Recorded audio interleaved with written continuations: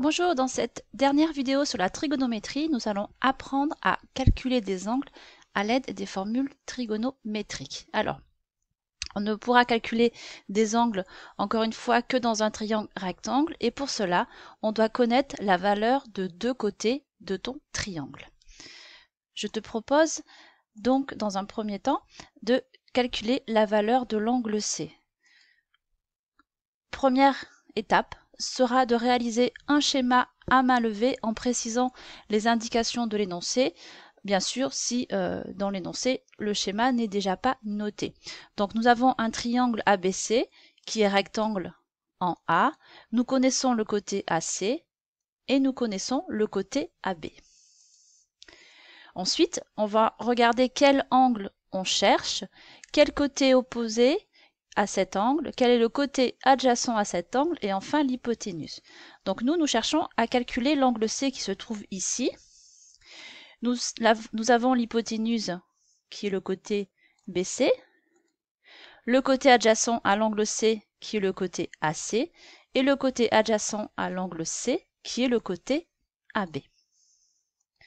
Ensuite, on doit choisir parmi le cosinus, le sinus et la tangente la bonne formule.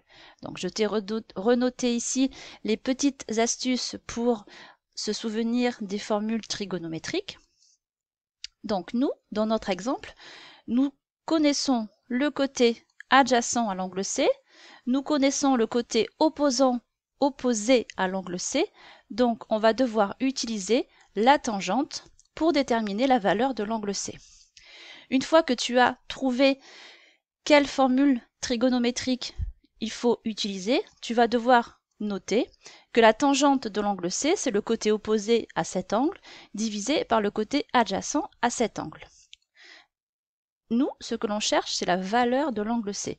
Donc là, tu vas devoir utiliser ta calculatrice et notamment la fonction qu'on appelle arc-tangente. Alors, dans certaines calculatrices, ça sera écrit également tangente moins 1.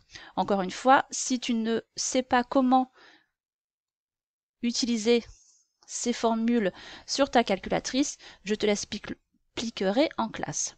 Une fois que tu as écrit que l'angle C, c'était la tangente moins 1 de AB sur AC, tu remplaces les valeurs AB et AC et à l'aide de ta calculatrice, tu vas trouver que l'angle C mesure à peu près 27,6 degrés. Bien sûr, on n'oublie pas de noter la phrase réponse.